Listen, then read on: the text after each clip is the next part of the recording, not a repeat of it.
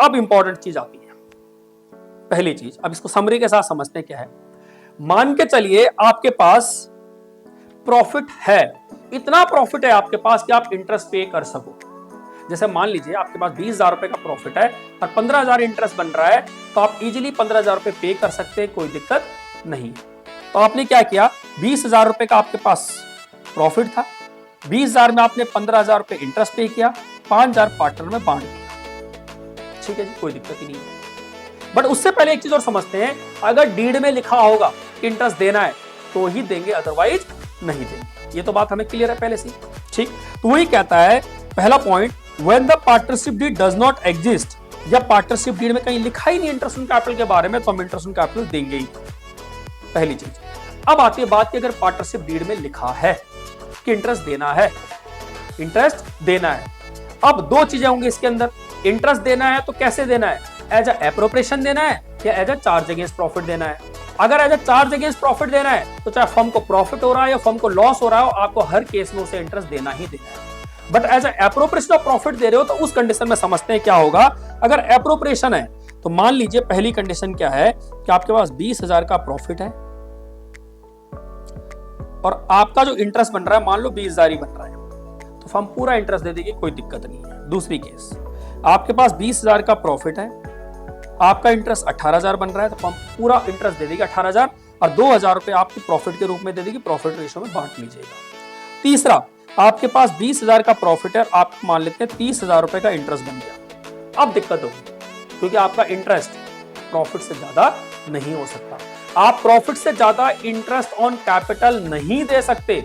अब इसके अंदर दो सिनेरियो, कि जिसने जितना पैसा लगाया होगा उसे इतना मिलेगा, तो इस 30,000 रुपए को तो दे नहीं पाएंगे, पर इस 20,000 रुपए को हम क्या करेंगे, जो भी उन्होंने कैपिटल लगाई होगी उस कैपिटल रेशो में बांट देंगे। क्या करेंगे, कैपिटल रेशो में बांट देंगे। मान लीजिए अगर 3:2 है तो 3:2 में बांट देंगे, इट मीन 12,000 और 8,000 रुपए बांट। क्लियर है बात, समझते हैं। लिखा हुआ है when the partnership did provide interest on capital but silent. Interest on capital क्या है, चार्ज है या एप्रोप्रिएशन है, तो हमें ऑलवेज एप्रोप्रिएशन मानना है, ये चीज जरूर ध्यान रखना। अगर क्वेश्चन में ये नहीं लिखा हुआ है कि चार्ज है या एप्रोप्रिएशन है, तो you have to assume it always appropriation मानना है आपको, चार्ज अगेंस्ट प्रॉफिट नहीं मानना है। समझते हैं, interest on capital is accounted as appropriation of profit. अब उसके अंदर तीन पॉसिबिलिटी है। पहली पॉसिबिलिटी, लॉस इज इनकर्ड, अगर लॉस हुआ है तो आपको इंटरेस्ट नहीं देना। मैंने पहले भी कहा था कि अगर हम उसे एप्रोप्रिएशन मान रहे हैं तो लॉस के केस में हम इंटरेस्ट नहीं देंगे। दूसरी situation, profit before interest is equal to और मोर देन इंटरेस्ट, मतलब ये वाली कंडीशन दोनों, तो हम क्या करेंगे, पूरा का पूरा दे देंगे। यानी मान लीजिए जो भी आपका प्रॉफिट है वो बराबर है आपके इंटरेस्ट के या उससे कम है, तो उस केस में क्या होगा, interest on capital is allowed at the agreed rate. तीसरी सिचुएशन कि profit before interest is less than the interest, कि आपका प्रॉफिट कितना है, मान लीजिए 20,000 और इंटरेस्ट कितना है 30,000, तो हमने कहा interest is allowed only to the extent of the profit in the ratio of interest on capital of each partner. आप इंटरेस्ट के रेशो में भी दे सकते हैं, और इंटरेस्ट का मतलब ये कहें या फिर कैपिटल के रेशो में, बात एक ही है, क्योंकि कैपिटल पे ही आपने इंटरेस्ट निकाला होगा।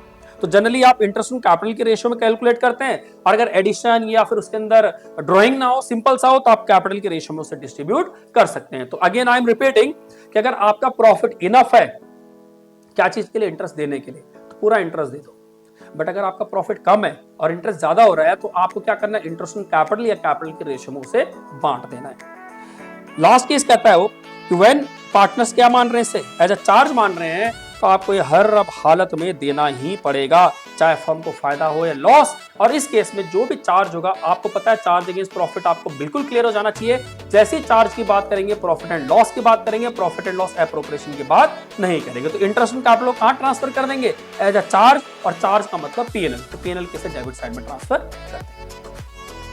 इस तरह से हमने सीखा इंटरेस्ट ऑन कैपिटल को कैसे कंसीडर किया जाता है, कैसे उसे देखा जाएगा अकाउंटिंग ट्रीटमेंट के पॉइंट ऑफ व्यू से। अब सीखते हैं कि how to calculate interest on capital with the help of an example. Example देखिए क्या लिखा हुआ है, X and Y are partner sharing profits and losses in the ratio of 2:3 with capital of ₹2 lakh and 1 lakh. देखो एक्स की capital है 2 लाख और Y की कैपिटल है 1 lakh respectively. Pass the necessary adjustment for general entries for distribution of profit among the partners. Partners में बांटना आपको profit, हमें कुछ नहीं दिया, बहुत आसान सा केस है कि एक्स और वाई दो पार्टनर है, एक्स की कैपिटल है 2 लाख, वाई की कैपिटल है 1 लाख, प्रॉफिट शेयरिंग रेशियो 2:3।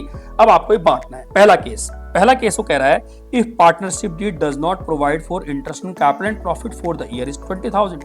अब आप खुद सोच के बताइए, पार्टनरशिप डीड है ही नहीं, जब डीड ही नहीं है तो इंटरेस्ट की बात ही खत्म होगी। जब बात खत्म होगी तो 20,000 का 20,000 कहाँ चला जाएगा, ये प्रॉफिट एंड लॉस अकाउंट में। एंड प्रॉफिट एंड लॉस से कहाँ चला जाएगा, profit and loss appropriation account में। और प्रॉफिट एंड लॉस एप्रोप्रिएशन में क्या करेंगे, उसे पार्टनर में बांट देंगे। तो हमने क्या किया, प्रॉफिट एंड लॉस अकाउंट जैसे ही बनाया हमने, profit and loss appropriation account हमने जैसे ही बनाया, हमने यहाँ लिखा बाय नेट प्रॉफिट 20,000 रुपए, और इसे हमने एक्स और वाई में बांट दिया। रेशियो है 2:3, 8,000 और 12,000। अब आप बताइए एंट्री क्या होगी। सबसे पहली एंट्री नेट प्रॉफिट यानी profit and loss account debit, profit and loss account debit to profit and loss appropriation account. And दूसरी एंट्री क्या होगी, profit and loss appropriation account debit to X capital to Y capital या Y current account.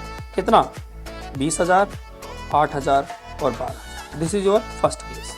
आई hope आपको समझ में आ गया होगा।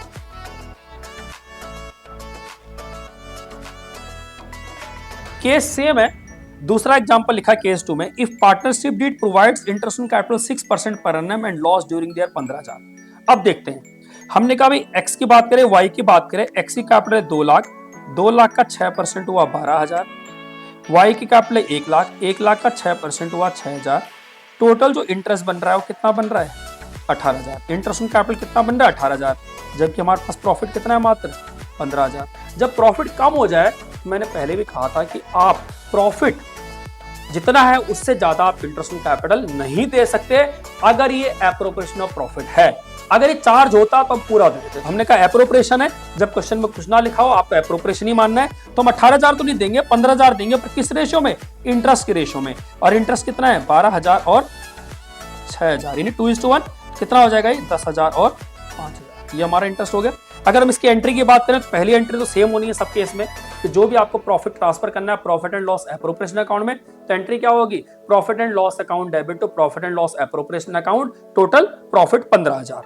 Sorry, इसमें लॉस है, अच्छा लॉस है, इस बार लॉस है तो इंटरेस्ट ऑन कैपिटल तो देना ही नहीं है, लॉस है तो इंटरेस्ट ऑन कैपिटल देना ही नहीं है, सीधे लॉस को ट्रांसफर कर देंगे। तो एंट्री लिखेंगे profit and loss appropriation account debit to PNL account 15,000, और इस 15,000 को पार्टनर में बांट देंगे। तो प्रॉफिट एंड लॉस पार्टनर में बांटेंगे ना, तो हमने कहा क्या लिखेंगे, जो भी पार्टनर है एक्स डेबिट, वाई डेबिट तो profit and loss appropriation account. इस 15,000 को बांटेंगे 10,000 और 5,000 के, जो भी 2:3 था ना, 2:3 में तो आएगा 9,000 और 6,000, 9,000 और 6,000। ठीक है,